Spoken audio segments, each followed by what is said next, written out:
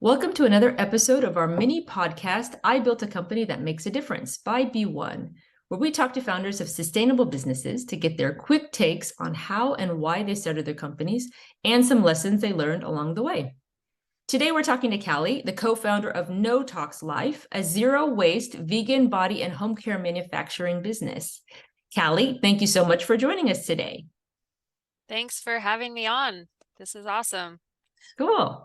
I'm super interested in hearing about the backstory of No Tox Life and your vision for the business. We have a lot of small business owners who listen to this podcast and entrepreneurs. So we'll also get into your entrepreneurship journey and some tips and tricks that you've experienced along the journey of No Tox Life. So Totally. first Yeah, of all, let's get into like a little bit about yourself and about the company. Just tell us about it. cool. Yeah, so we started the company, my mom started the company. We're business partners, and in 2013, she had sold another business. She had, some extra time on her hands, and I was working at somewhat unrelated company, but in the health industry. It was a vitamin company, and I was definitely unhappy there. And I was always into DIY. So I sent her blogs and I said, "You should learn to make soap." And she said, "Why don't you just do it? Why don't you make the soap?" And I told her, I'm busy. I have a job. That was kind of our mother-daughter thing. And I said, I'm busy. Why don't you do it? So she did learn to make soap, and she made different, how do we say, very ugly soaps, but they smelled really good. And she went to an engineering conference with my dad. My dad has his own engineering business. And at this conference, there were all these fancy events. The wives there are wives of like Fortune 500 companies.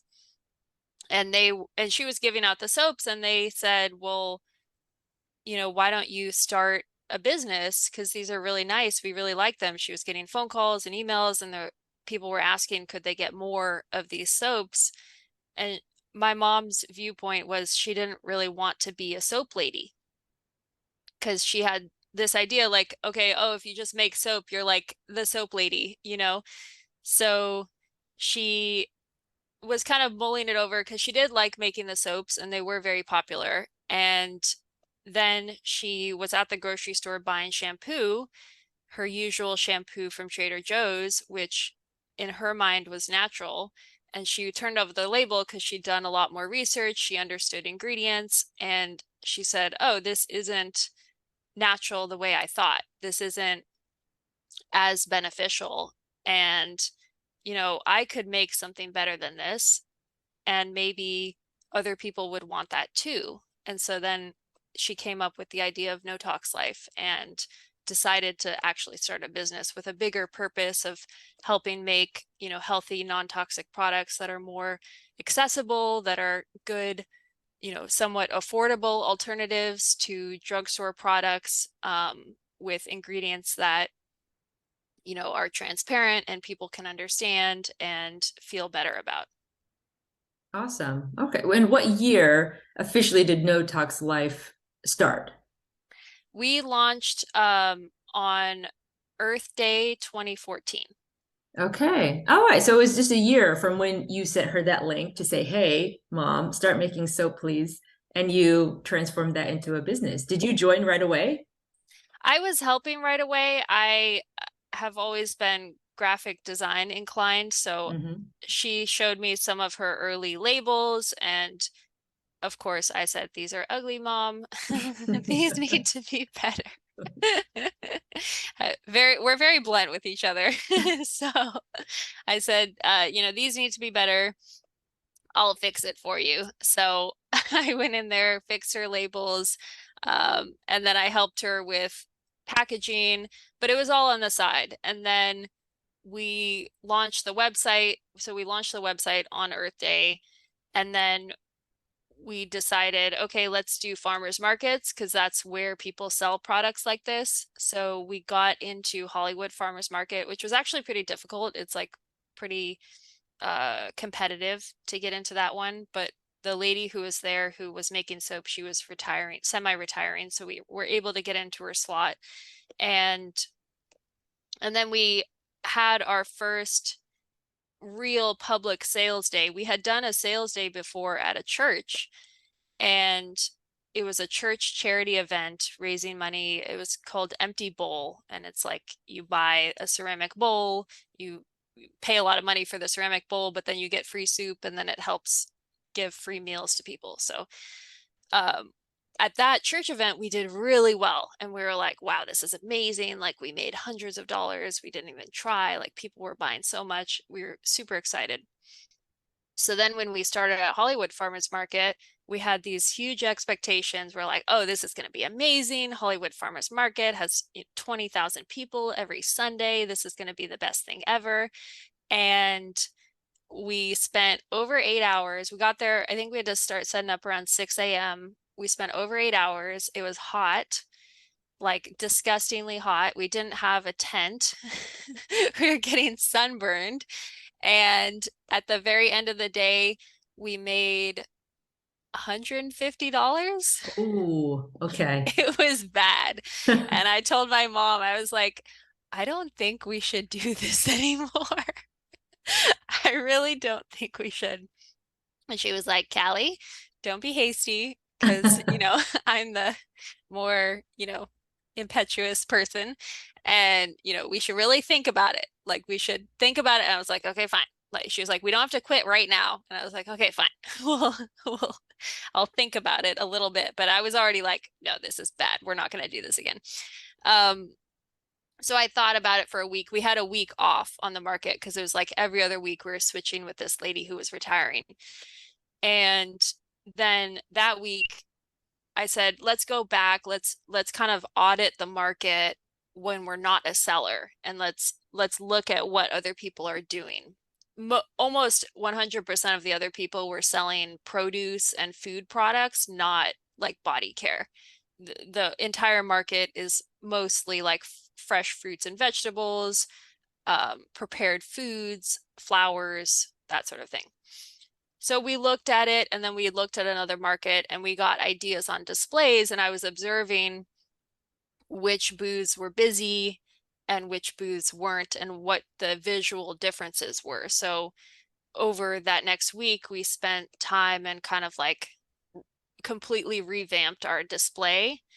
One of the things we had done on the first time is everything was flat on the table, which is not smart because 20 feet away, people can't even see what you're selling.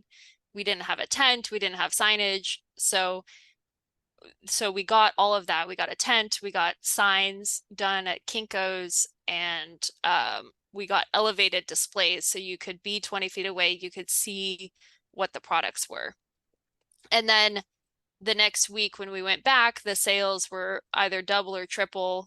It was like, oh, okay, good. Like we're going somewhere. And then It's worth your time, the sunburn, the setup. right. Well, Right. and we weren't getting sunburned because we got a tent.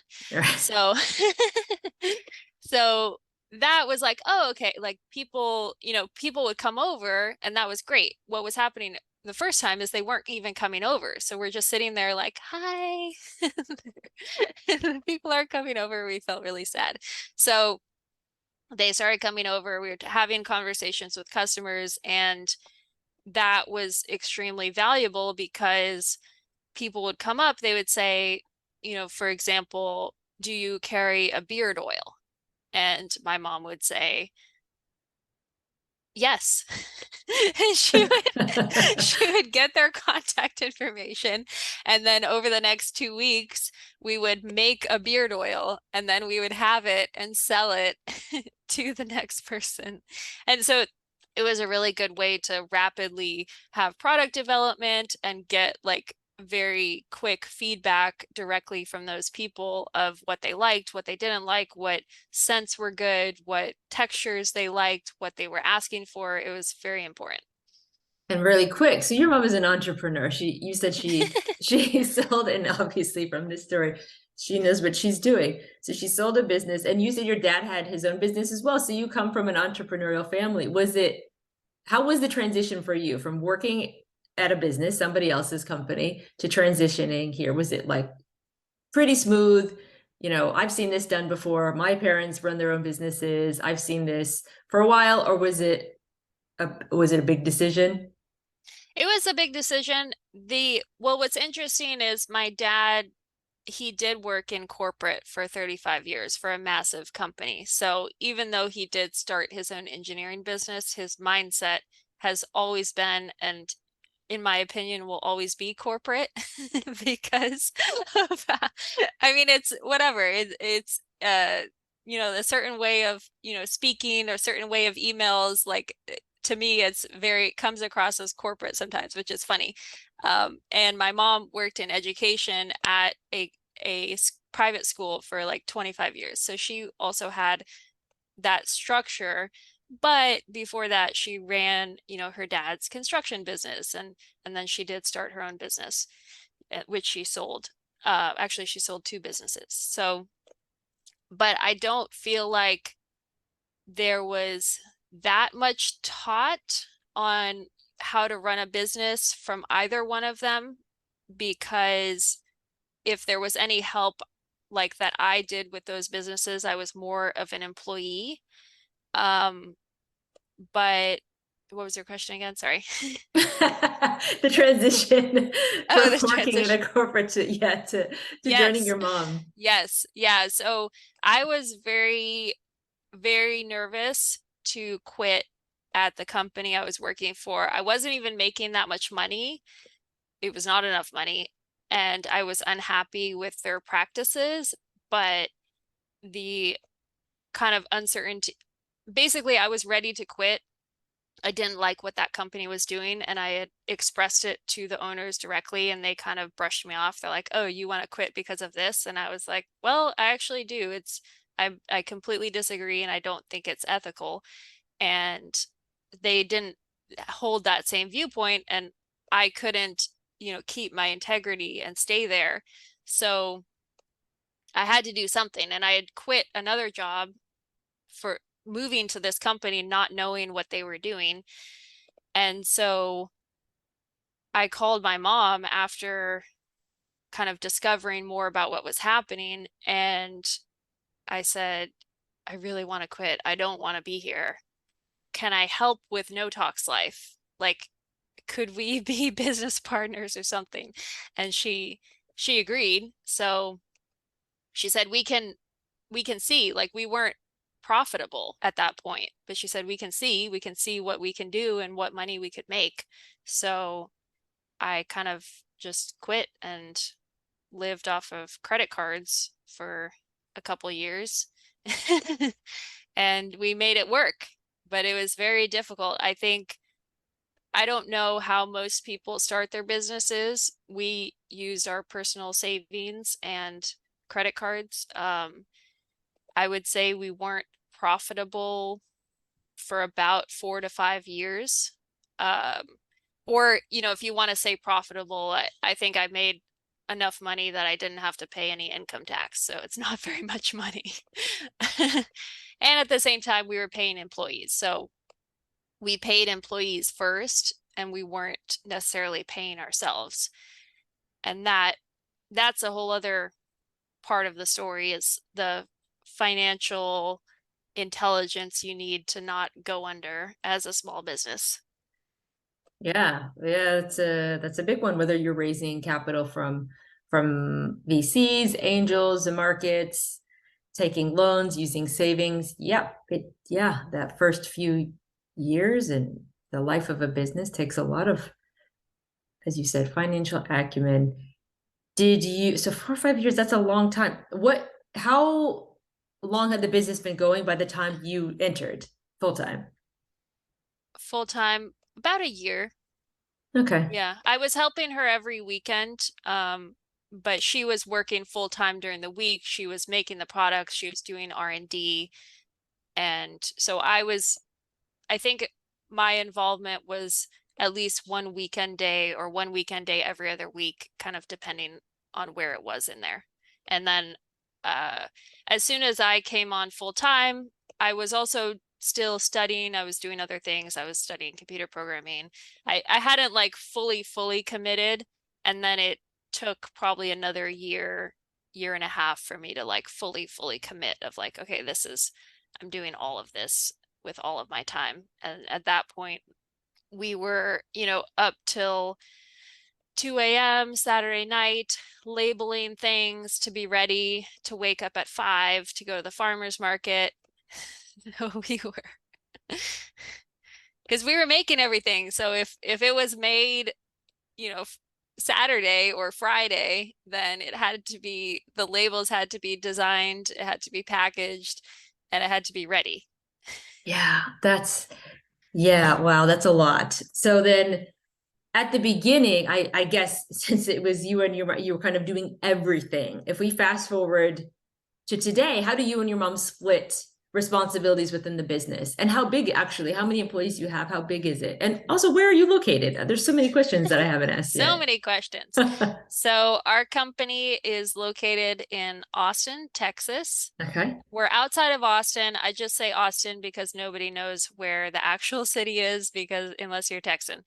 Um, and we manufacture the products there. Right now we have a 6,000 square foot facility. It's solar powered, and we make the products right there, which we're very happy about. We Mm-hmm. originally started the business in Los Angeles and grew it there up until COVID started. We had opened a store. We had about a 2,000 to 3,000 square foot manufacturing space there next to the store. And then with COVID, due to various factors, we had to close the store and that facility. At the same time, 2 weeks before COVID, we had just opened the location in Texas. So Okay. timing wise, it was both good and bad. So timing wise, it meant we had to choose, and we kept the Texas location because in LA, we were so maxed out on space at the very end. We were Mm-hmm. like making decisions like, oh, we can't order jars because there's no space for a pallet. Mm. So it was nice to have more space, but at the same time, we were sad about having to close the store, and that was due to COVID. We had to close the store. Anyway, we had some financial stress due to non-payment from a Mm-hmm. major buyer, and because of that, we ended up closing the store and closing everything down in LA. So yeah, so that's where we're located, and the way my mom and I split the workload is she runs production Mm-hmm. and she runs finance and legal. Mm-hmm. She's better at those. We both can run production, but she's currently running it. Mm-hmm.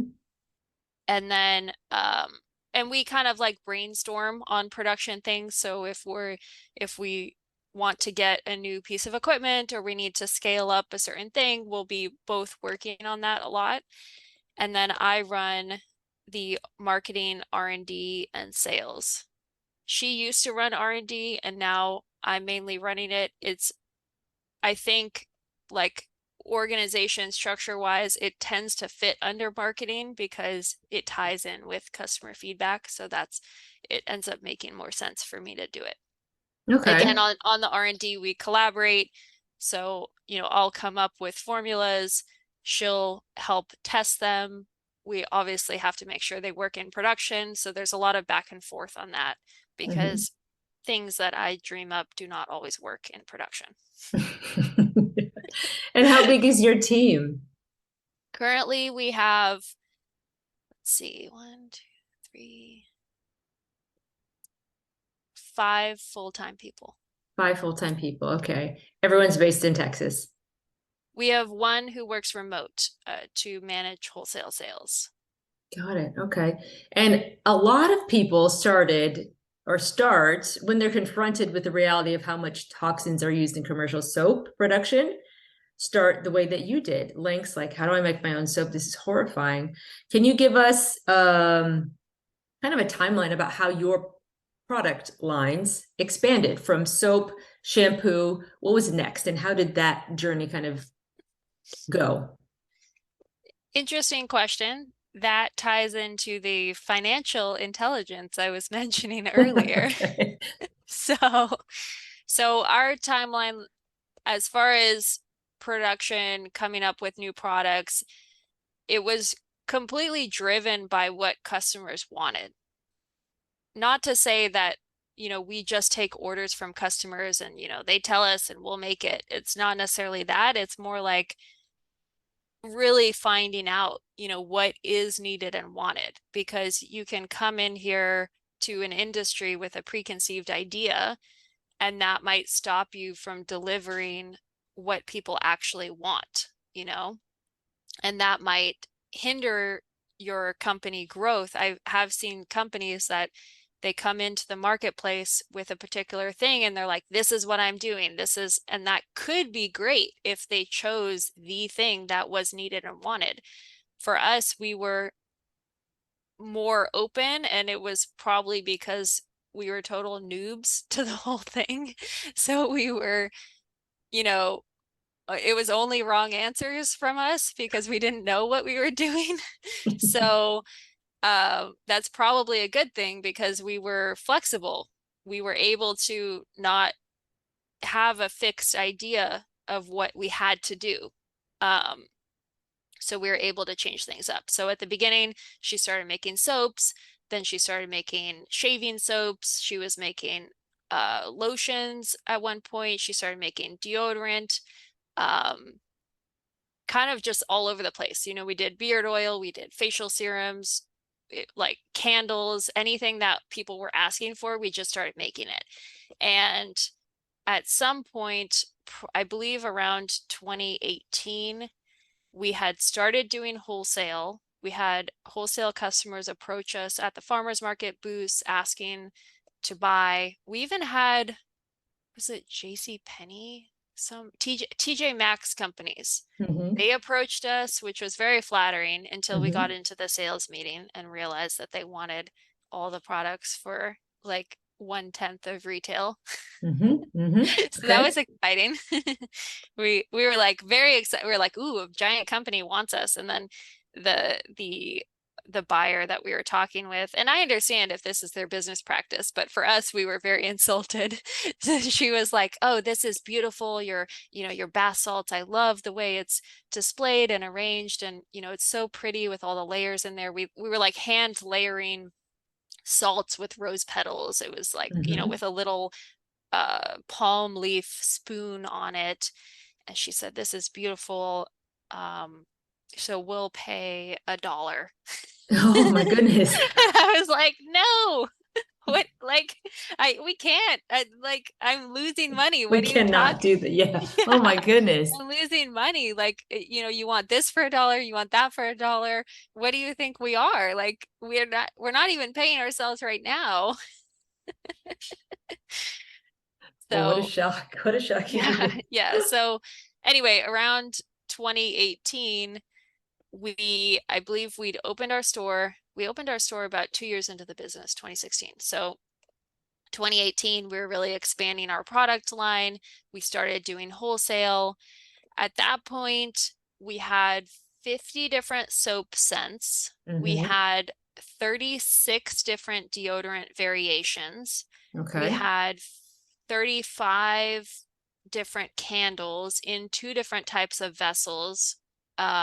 So we had the metal vessels and the glass, and then the two sizes. So like 100 something variations of candles. We had the bath salts, we had the eucalyptus steam, we had face bars, we had 3 different face bars. We had so many different products. It was completely nuts to keep up. And what was happening is we started doing wholesale. So the wholesale stores, they can't just order one, they have to order a case of 10 or a case of 20. Mhm. So for example, one of the products was a soap called Absinthe, and it had anise essential oil in that and a few other blends in there. one of my favorite soaps. I really liked it. What I did not know until it got hammered home to me is that around 50% of people hate anise. Oh, It's similar to the cilantro thing right. where like half of people or some percentage of people think that cilantro tastes like soap. About 50% of people do not like anise and think it smells disgusting. So we had this like beautiful soap that half of people didn't like. So I kept it there. I kept it, whatever. It sold, it didn't sell, whatever. Then we got a wholesale order. Well, we only had 14 and they ordered 20. So we had to order extra bottles of the essential oil, make a new batch, label it, print out the packaging because we didn't have the packaging in stock, label it, and then ship it. All for one little wholesale order, which you're selling it at, half of retail price. So that sort of thing started happening with the number of product variations we have. And we kept doing it because these are the products we're making, but financially it didn't really make sense. What was interesting is we loved making these 250 different product variations. However, I want to say it was about 2018, money-wise, it was not good. We were definitely running things on credit cards, running things off of savings, retirement accounts, that sort of thing. And there was some sort of financial wake-up call. My mom and I looked at the bank accounts. It was not pretty. And we basically said, we are going to go out of business unless we change something. Which was weird because we were having so much fun. We had all these customers. We had our store. It was starting to pick up. We set up the store in an area that wasn't even a retail location, but we had funneled farmers market customers to the store. People were pulling over to drive by and come inside. So everything appeared to be good. We had plenty of business. So why wasn't it good?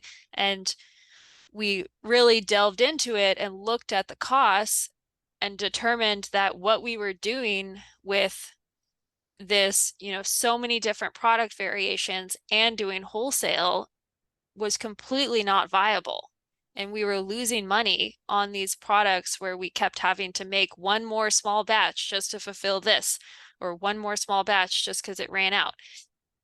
The, anise soap situation was one of them. We're just losing money, especially because we're paying employees and we had to pay Los Angeles wages, which are demanding. So we looked at it and said, we have to change something. So we had a very long meeting and went into different action items and what was actually going to change something. And what we determined is we basically had to cut out 200 products from our line and maybe Your even line of more. 200 and something products. Yeah. We had 250 products. So I think currently we have maybe around, with all the variations, not counting all the sponges, probably like 35 or something like Okay. that. Okay. So we just cut products, because even though the products were great, that was the problem. Like the products were great. We had customers who really wanted them. We had this patchouli deodorant. I still get people email me to this day. We haven't made it in about 5 years. We still get people who ask about it. So we had these products. There was nothing wrong with them besides they weren't selling enough. Like the economies of scale were not there. If you're making teeny tiny batches of everything and doing wholesale, it just doesn't work. So yeah, so that's what we did. And some products we had to raise prices, but the biggest issue was we were making too many variations and it wasn't smart. And so we fixed that, and finally we're able to start paying ourselves, which was good and needed, and start what paying year down was the credit this? card debt. Yeah. I want to say it was around 2018. Okay. Okay. 2017, 2018. And then also around that time, and that was great. It just really started to simplify everything. It was Mm-hmm. bad and good. The bad part was we were disappointing all these customers who had bought these scents and flavors that they really loved. And we had to deal with customer service for like the next 5 years of people asking for that thing that we don't make anymore. Um, but it was good in that it helped us not go out of business, and we were able to start paying ourselves a salary, which you need. Otherwise, who pays for your life? So that was good. And then around that time as well, in our store in LA, we were having people come inside. They would pick up a soap and say, I want to buy this bar of soap or some product. I want to buy this. Here's the label. And I was like, why are you giving me back the label? Do you not like my label? And I designed it. It's nice. Why are you giving it back? And they were like, oh, we don't want the waste. And I was like, well, it's recyclable, like it's paper. So what's the big deal? But they just didn't want it. They wanted it without the label completely. Fine. Then I had this customer who said, oh, I love your, she would come in like every week, multiple times a week sometimes. She lived very close. I love your body oil and your face cleansing oil, but can you please do it in glass instead of plastic? And I said, listen, you don't understand. Like the glass costs 10 times as much as plastic. So do you want me to raise the product price? I don't want to raise the product price. I would like our stuff to be more affordable. And the glass is heavy, it's hard to ship, it breaks in the mail. It's 10 times the price. I'm going to have to raise the price if I do that. And then she was saying, and I said, why don't you just recycle the plastic? And she's like, well, the problem is it's not getting recycled. And I was like, what do you mean it's not getting recycled? There's blue bins. You put the stuff in the blue bin, it goes to recycling and it gets recycled. And we had enough of these comments in the store. My store manager was telling me about this, and then I would hear it directly. And I finally decided to do some research, because clearly these people were wrong, but I needed to find out for myself why they were wrong. So I did the research and I found out they were right, that the recycling was a problem and it was not being done properly. I ended up calling the Burbank Recycle Plant. Burbank is a city in LA. They have around 500,000 residents. I mean, it's very developed. They have the curbside recycling, appears to work like clockwork. I called one of the managers there and I said, what's the deal? Is this stuff actually being recycled? Your bins are filling up every week. What happens? Please tell me, please enlighten me. And she said, well, because of China not buying plastics anymore, basically 100% of the plastics that we collect are going directly to landfill. 100%. Yes. Wow. Yep. That was 2018 when the recycling market had just crashed and nobody wanted to buy recycling. China put out a law or a directive saying we don't want this contaminated plastic anymore. And by contaminated, they mean like contaminated with food, or plastic loads that have diapers in them. So they have human waste. And what are you going to do with human waste? Like you're not going to remake things out of human waste. So it's contaminated. It has like bacteria and gross stuff in there that they don't want. They changed their standards. I believe the standards were around 10 to 20% contamination was acceptable, and they put it down to like 2%. So basically, American recycling was no longer usable because I'm sure like not a lot of people rinse their stuff and they just throw it into recycling. So it is contaminated, it's dirty, it has food in it. Nobody's cleaning it out at the recycling plant, so it's contaminated.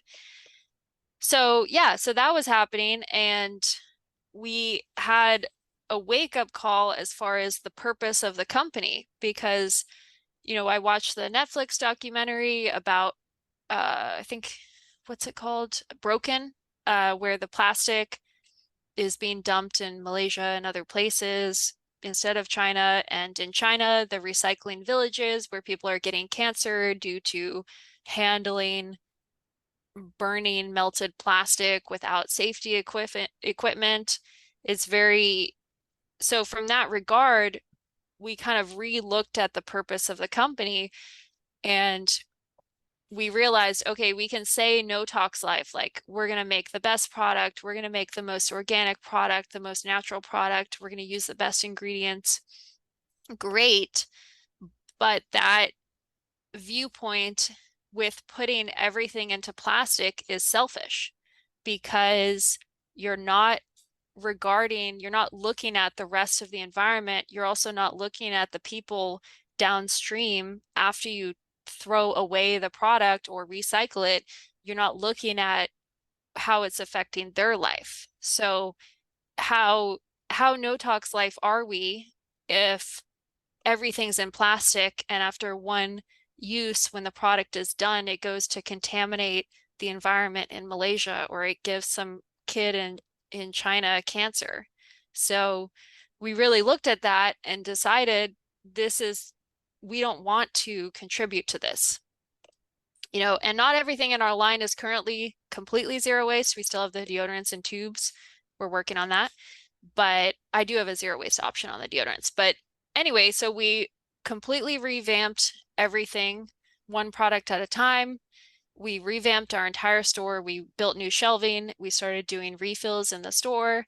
We started making the majority of the refills ourselves. And then at a certain point, we couldn't keep up. So we brought in other vendors on certain products. Like, my mom was making lotions 1 gallon at a time, and they would sell out immediately. So we're like, okay, we have to bring in another lotion company. And that really kind of changed who we are as a business. So we're not just making better for you products, we're really considering the environment with the packaging. And what I'm finding out even more is that does even come back to the individual as a benefit, because the microplastics are ending up in the food chain, they're ending up everywhere. I found a study that was saying they found microplastics in the brain of a Mhm. live patient in Scotland. It's crazy. Yeah, It's it's in like, our body, it's in our blood. yeah, it's disgusting, and we don't know what the long-term effects of that are. We do know it's petroleum-based plastic. It can't be good, but who's the guinea pig? We are the guinea pig. So anyway, so that kind of really changed what we want to do and what our goals are as far as making zero waste products in addition to better products. So today, what percentage of your sales are direct to consumer versus wholesale? Ooh, that's a good question. Um, I would say it's probably around 75% wholesale currently. Okay. All right. And how has just shipping and packaging, refilling, how have you what does it look like today to get your product to your distribution partners? Yeah, so for the shipping side, we use compostable peanuts, which are now readily available, which are great, and those work great for really heavy items. Paper tends to compress too flat if you have heavy items, so the compostable peanuts are great. They're made out of cornstarch. You can dissolve them in water, put them in the garden. It's kind of fun. And then we use this cellulose material, which is like a wood pulp material for fragile items. And we do use crumpled paper, and then we use cardboard boxes. We use tape, paper tape. It is reinforced. We've tried the non-reinforced, and because too many of our boxes are so heavy, they were Mm. breaking open in transit. So it's not perfect. We're always trying to do more, but you know, if you have a bunch of product wasted because it keeps opening in transit, then that's perhaps worse. I don't really know. And then we use padded compostable envelopes, and then that are made out of paper, and then we have non-padded paper envelopes. Okay. So it's more And work. It's more work to ship out, mhm. because if you look at a typical shipping process, like for Amazon or Target. They have we toured an Amazon warehouse, which is kind of fun, but they have a conveyor belt. The um, the human and the robots have helped pick the product. It ends up in a bin, like a yellow bin, going 40 miles an hour on these conveyor belts, and then it stops at these packing stations. The the person at the packing station builds the box with the help of a machine, which takes like 2 seconds, which is cool. Would love to have one of those machines. Then they take the stuff out of the bin, throw it in the box. If there's extra space in the box, they might throw a plastic air pillow. Mm-hmm. Or they might throw a piece of paper, but generally it's the air pillow. So the packing that they're doing is not careful at all. Mm-hmm. So for vendors that sell on Amazon, they're having to basically pre-pack anything as if it's going to knock against a lot of things in transit, Mm-hmm. versus what we do, which is we grab the unpackaged item or the glass jar, like the raw glass jar or the bar of Mm-hmm. soap, and then we carefully wrap it and pad it. And so it's a lot more labor intensive what we're doing. Mm-hmm. We do get feedback from retailers that they really like the packaging and they like that it's careful, and it's what we Okay. have to do. Wow, that's a big shift from what you were doing before. That's enormous, but now Yeah, baked into the DNA of the company. totally. And I saw that you guys have this like huge international network of distributors. How did you develop this international network? That's a good question. So again, around 2018 apparently magic year. Who, who knows why? We were open to changes. So around 2017, 2018, again, when we were doing the plastic-free shift as far as the company, my mom and I came up with the idea of making a solid dish soap. And we actually were the first solid dish soap to launch on the market. We trademarked Dish Block. It's our registered trademark in the US, Canada, and many other countries. And we had a very unique formula. You know, of course, very shortly after, we had all kinds of copycats, but our formula is very different and unique. And what we did essentially is put dish soap in a bar. And because of that, we had other sustainable stores in other countries who saw what we were doing and saw the popularity of the product, and they reached out to us and said, how do we get it here?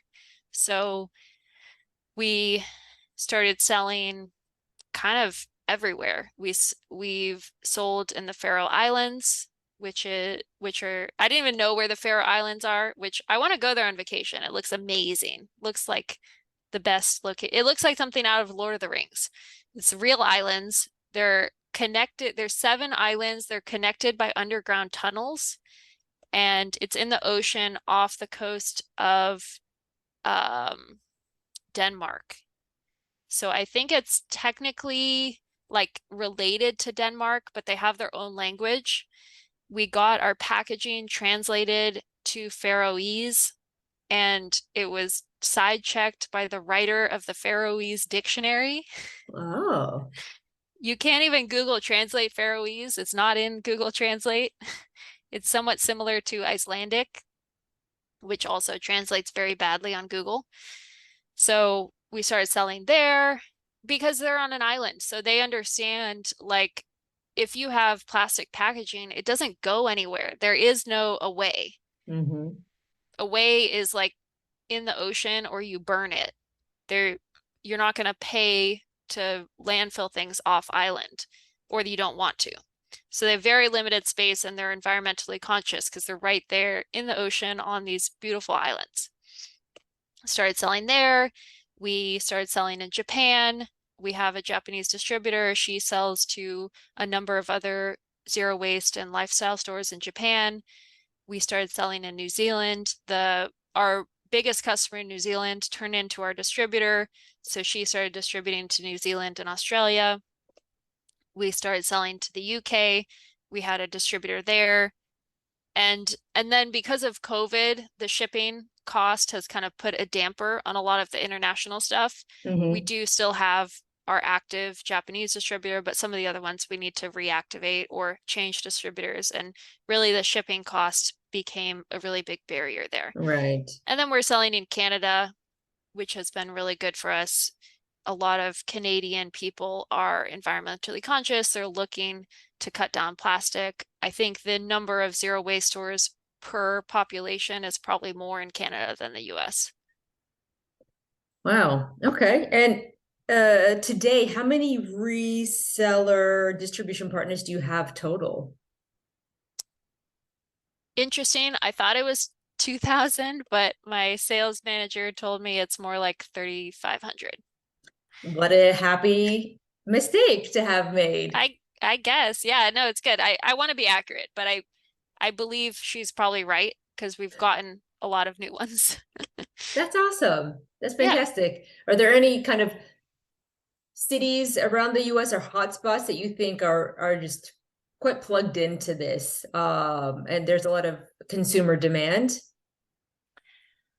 Based on our online sales, I would say Los Angeles, again, that's where we started the business, but there's also a ton of zero waste stores there. Hmm. San Francisco area and surrounding the whole Bay Area. There, I used to go up there for events.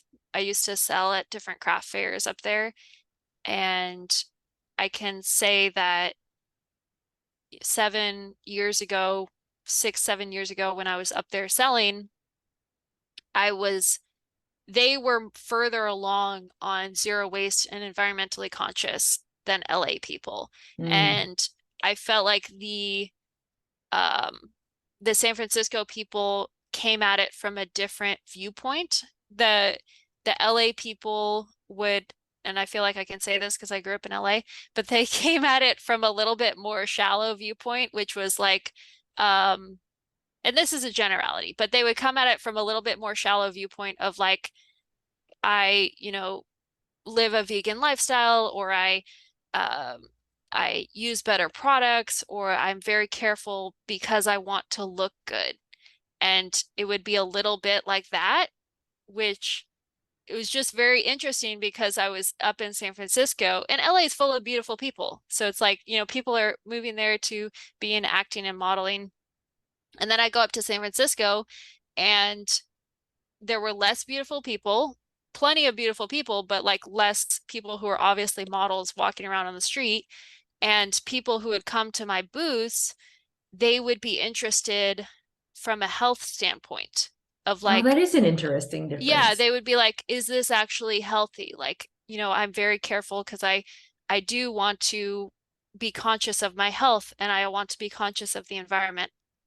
So it's a little bit different viewpoint that people were coming at it from, like more of the maybe the grandchildren of hippies viewpoint versus like the bougie LA model viewpoint. It's just an interesting distinction. That is an interesting thing, especially somebody who yourself has to manage marketing Yep. and your kind of messaging and your narratives. That is interesting. Quite different takes and angles. I mean, they Uh, both get you there, so yeah, exactly, leading they're to the both same valid. It place. was just like it was really interesting how the sales conversations would go in San Francisco versus LA.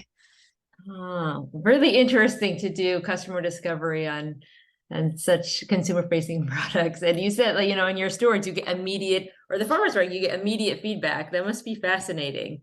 Hmm. All right, Yeah. let's look at 2023 then and forward. What are some of the biggest challenges for No Tox Life this year and beyond? Like, what are you guys working on right now? Good question.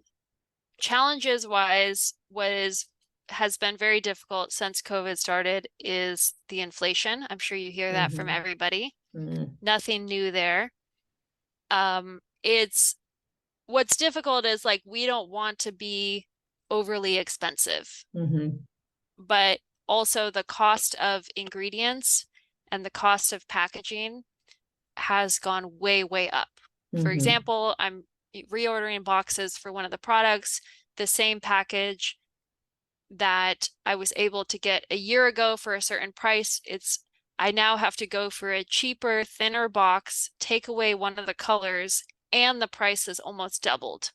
Wow.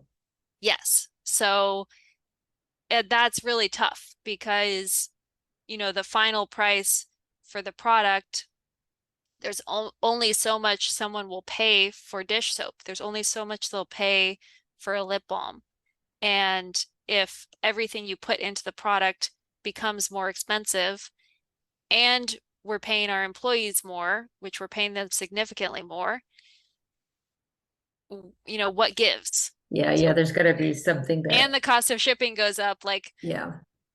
what happens? And I think what I currently see happening is due to inflation, people are more scared. They're pulling their dollars back. It has affected a lot of our retailers based on direct feedback with them. So I think something needs to happen like in the US and globally because small businesses can't really make it in that kind of environment. If your groceries take up all your disposable income and your rent, of course you're not going to support small businesses. You just can't. Mm-hmm. So, and some of the information we had from our store in LA, PayPal, which PayPal gives you like way too much private information about people, which is interesting, but they gave us like a pie chart of demographics of our customers after 1 year, which I thought was really interesting. And what the one thing that really stood out is around 30% of our shoppers made under 30,000 a year. Wow. That's an interesting data point to have access to, Yes. but also that the information in and of itself is interesting. Yeah, no, it's interesting. So we understand that like, that 30% of people, or it was a roughly 30%, maybe Mm-hmm. 28 or whatever, that percentage of people, they're going to be super price sensitive. If they have to pay $8 or $9 to get the nice eggs that they want to get, they're not going to have room to buy our products anymore, you know? Yeah, that's going to be a squeeze. 30%. Huh. Yeah, so I think that everyone wants to make better choices and buy better products and have eco-friendly products, but the challenge is going to be what can we provide to people who, without going out of business ourselves, what can we provide to people who don't have a ton of spare money that Mm-hmm. are, their budget is only barely mass market products. They can't really afford bougie, fancy, nicer products. So we're looking at, what we could do as far as that, as far as offering options for those people. Does I that think mean that's scaling back a bit, changing how things are made? You talked a little bit about packaging, although I don't know how much can be done there. Would it be like an alternative product or types of products that you make? I mean, I've kind of been considering everything. I think one of the things, and I've been working on different formulas, is, for example, on the shampoo bar, our shampoo is very premium right now as far as all the ingredients in it. We use one ingredient that's an ester, a macadamia ester. So it's like a light version of macadamia oil. Extremely nice ingredient, very expensive. So we're using these very nice and bougie, I would say, ingredients in there. Does it have to have that to be a shampoo? No, it doesn't have to have that to be a shampoo. It does help give the nice hair feel. So what could I do that would be a little bit more accessible as almost like a basics line or an everyday line or something like that? So I'm kind of exploring that, and because I do want to keep the momentum of growing the movement of people having zero waste products, and I want them to be able to buy products that are made in USA versus made overseas. So we want to be able to cater to people, obviously without compromising our company integrity or making products that aren't good. Right. Well, on the flip side, what's on the horizon for No Tox Life that you're excited about? We are coming out with a refillable option on the deodorant. So Okay. we're super excited about that. Okay. Awesome. Yeah. And let me jump into kind of our rapid fire session. This is how we end all of our podcasts. Well, about 5 questions, but let's start with 3. The biggest success that you guys have had to date, the biggest failure, and then the most important lesson that you've learned. Biggest success. Interesting. I would say the biggest success was launching our solid dish soap, the dish block, which really catapulted us into the international distribution and awareness. It's probably what we're most known for in the zero waste world. Outside the zero waste world, we're probably more known for our deodorant and our shampoo and conditioner, but in the zero waste world, we're most known for the dish soap. So that one was really a lot of back and forth with me and my mom. She was running the R&D at that time, and she would have things where she's like, okay, good, I like this. Let's go with this one. And I'm like, no. So we had a lot of back and forth, and we learned a lot when we were launching that. So we were very happy about how it was received and how much it's grown. Because at the time that we launched it, I would say we were maybe in the like low hundreds of retailers, maybe 100, 200 retailers. And then over the next couple years, we're now at 3,500. So it really helped catapult us to a whole new level. Nice. All right. The flip side of that, what would you consider to be your biggest failure today? I would say one of our one of our biggest failures, or kind of like a blooper, was we got featured on BuzzFeed with a face bar that we had just discontinued. Oh no. Okay, that's a good one. All right. So the video creator and editor for BuzzFeed, she was one of our customers, Ari Jackson.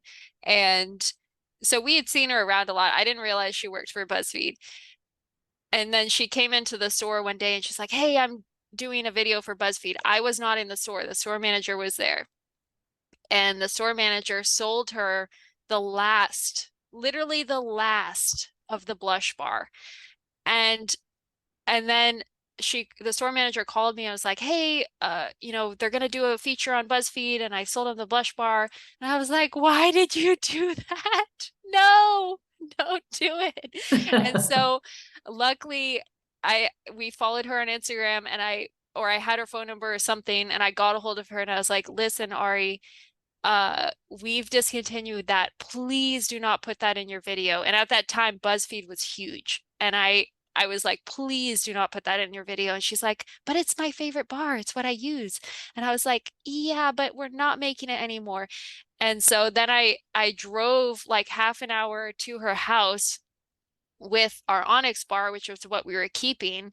And I had a whole bunch of them, and I was like, please take these, please feature them. Anyway, she did end up featuring both, unfortunately. So I had to like put a thing on the product page that was like, the blush bar was discontinued. This is our new bar. And I was just like, oh, this is the worst.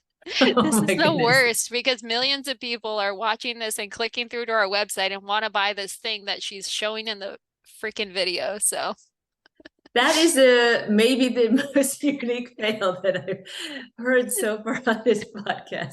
That's really yes. specific and really unique.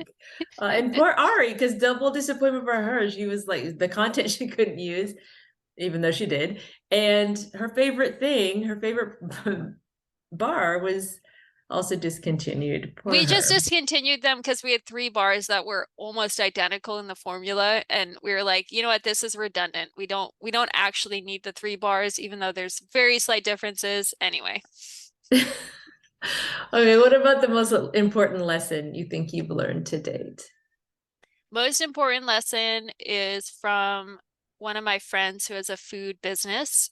Her company is called Pulp Pantry. She does upcycled snack chips made out of juice pulp. They're really yummy. They're like Imagine Sun chips, but they're healthy and they're upcycled. So I always call her for like distributor and sales advice because she's in a lot more stores than us, and she's in Target regionally. She's like a beast on sales, so I always, ask her on sticky situations. And she gave some really good advice regarding distributors and opened up her financials to kind of show me what was happening with the distributors. And that is extremely eye-opening. Her name's Caitlin Mogenthal, and you should get her on the podcast as well. Oh, okay. She was on Shark Tank. Oh. So what's really interesting about the distributors, and I'm talking about USA distributors, I'm talking about UNFI and KeHE, which are the 2 big ones. That being said, I think Canada has big ones that have similar practices. What they currently do with small brands is they will place POs. You would think a PO is a final sale. Like, hey, I want these things. No, the PO is not the final sale. So you ship the product to them. They put it in the distribution centers. The retailers, which are grocery stores, they buy it. Then months later, when you're supposed to get paid, net 90, they're supposed to pay you net 90. Instead of getting paid, you get chargebacks. So she was showing me on some invoices as much as 30% was removed for chargebacks.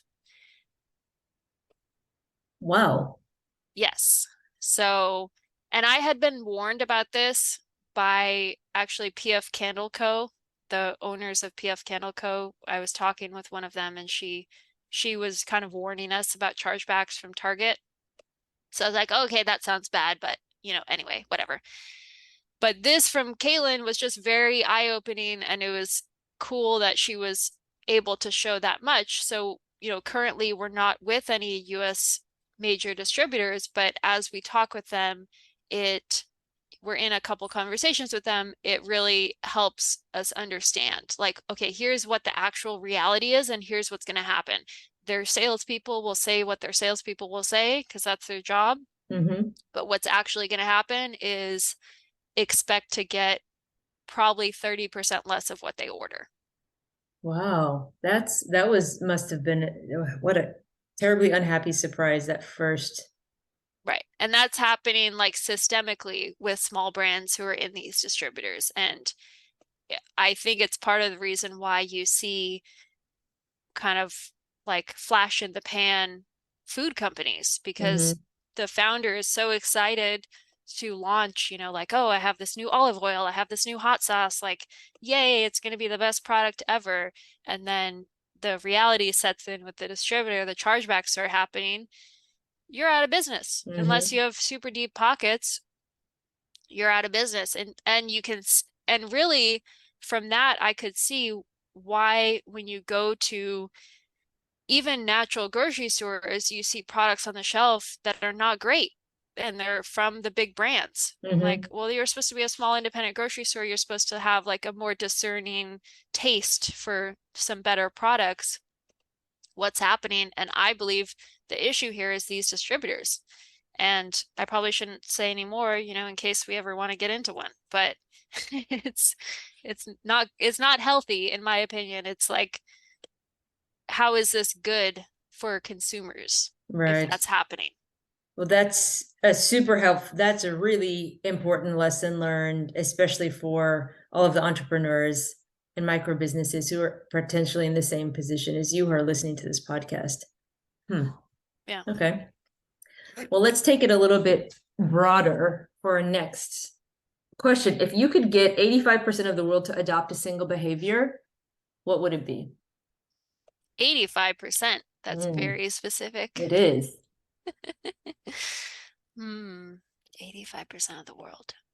I would say no more disposable food packaging. No more single-use plastic in food packaging. Everything being refillable or reusable. Yeah. Okay. All right. It would have to it would have to have um, government buy-in and local manufacturer buy-in, but essentially, let's take an example of like, what do you put your leftovers in at home? You put your leftovers in a glass jar, maybe with a plastic or metal lid. So that's totally reusable. That can be washed and reused. So if you're buying to-go food at a restaurant or a grocery store, what if they just what if they packaged everything in reusable containers? And then locally in each city, there were washing stations, like a facility with commercial dishwashers, and then you pay a small deposit to get your to-go metal tin. You take it back to the store delivers it a couple times a week to this washing place. Everything's standardized so it can be washed easily. Maybe there's only 20 different types of containers total for all types of foods and drinks, and it's washed, and then it's sent to the manufacturers or wherever the food is prepared, and then it's sent to the stores. So you've just, with the exception of where the washing is done, you just described Deliver Zero, and the CEO of Deliver Zero, Lauren Sweeney, we talked to actually on our last podcast. She's really active with in Washington and working with, they're based in New York, their state legislation on mandating that as an option for delivery, food delivery Right. services, restaurants to go, dark kitchens, etc. And what I'm Um, talking about is maybe beyond just prepared food, like food you order on an app if you're hungry, but more like everything you buy in the store. So let's say you buy an egg salad or you buy a prepackaged sandwich. Well, they're all coming in plastic. Let's say you buy um, pre-cut and washed radishes. I know some people have disabilities, they can't cut certain foods, so the pre-cut foods are helpful to them. Why don't we have all of those in metal or some kind of container? I think metal makes sense. Something that is actually reusable with maybe a paper label on the outside that can be removed. And then the same thing for drinks. Why don't the drinks all get refilled in the bottle? Like, why don't you just have a refillable bottle? I was watching this, what was it, Discovery Channel showing how Coca-Cola does their stuff in Europe. Have you ever watched that one? mm-mm. It's really cool. Basically, oh, National Geographic. It was National Geographic and the Coca-Cola bottling in Europe. So they were like, okay, here's Coca-Cola bottling in the US. And they show these bottling plants with like mountains of plastic bottles. Like, cool, okay, so we're doing plastic in the US. Then you go to Europe. In Europe, they have the glass bottles. And you can take your glass bottle back to the restaurant, or you consume it at the restaurant and give it back. And it goes in these like kind of milk carton things where it holds all the glass, these crates. And then it gets sent to the bottle making place. They smash up the glass, remake it into new glass right there. And they wash it, then they smash it, then they remake the glass right there and they make new bottles.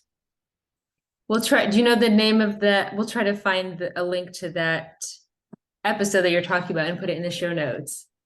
Yeah, it was super fascinating. So it made me think about what could we do, because I love refill stores, and I think refill Mm-hmm. stores are great, and I think refill stores should be everywhere. At the same time, let's look at the percentage of people who shop at refill stores and are willing to refill their own thing versus the percentage of people who just want it quick and easy and they just want to grab what they can grab.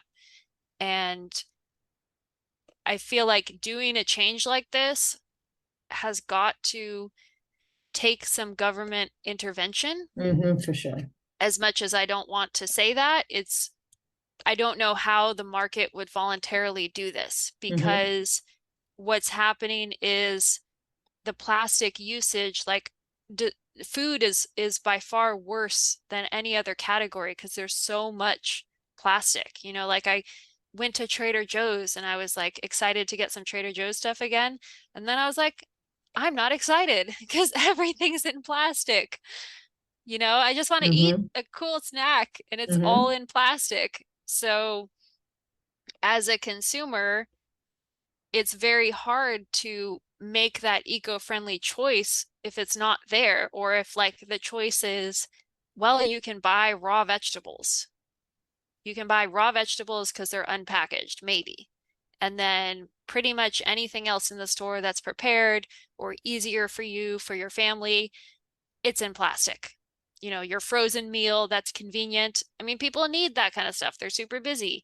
So if you have a lot of time to cook, then you can cook everything from scratch. Great. But the reality is most people don't have that time. So I think some sort of government mandates about making the manufacturer pay for the entire life cycle cost of the plastic would potentially open the door to a system like this, because it doesn't have to be that expensive. Once a washing facility is set up, once the metals are purchased, I mean, the metals can be recycled over and over. And if they're just washed, they don't even have to be recycled. They're just reused until maybe they're too battered. Then the metal could be recycled and reformed. If you kept it consistent, if you chose one type of metal for all containers, then it would be super consistent and very easy. And then if you have the same washing line in all the facilities, then it's super consistent, easy. And the manufacturers have consistency. So one of the problems with like Loop, for example, um, is Loop is that's run by TerraCycle, I believe. TerraCycle started this company called Loop, and they get manufacturers to buy in. They contacted us, but it didn't make sense for us. But basically Loop works with you as a manufacturer to design a certain package. You put your product in that package, and it's an infinitely reusable package, which is great. So it's like, your body wash goes in a metal thing that's Mm-hmm. reusable, or your Mm-hmm. deodorant goes in a metal thing that's reusable. Really great idea. The biggest problem with Loop, though, is that package is completely tailored to you. Mm-hmm. And what really should be done is they should be generic, where any manufacturer can buy deodorant tube number one. And maybe there's two options. There's a little one and a big one, and that's it. And then the same thing for food products. You have like dry cereals tin one, and dry cereals tin holds cereal, flour, beans, rice. It holds anything that's dry, it holds tea. And then you have dry cereal tin two, and that's like a mini size. So if you have that consistency totally nationwide, this could be done. But if you don't, then you make it expensive and hard to adopt for smaller businesses. Mm-hmm. Okay, that makes sense. Yeah, new business idea. New business idea. Yeah, that's exactly what I was thinking while you were speaking.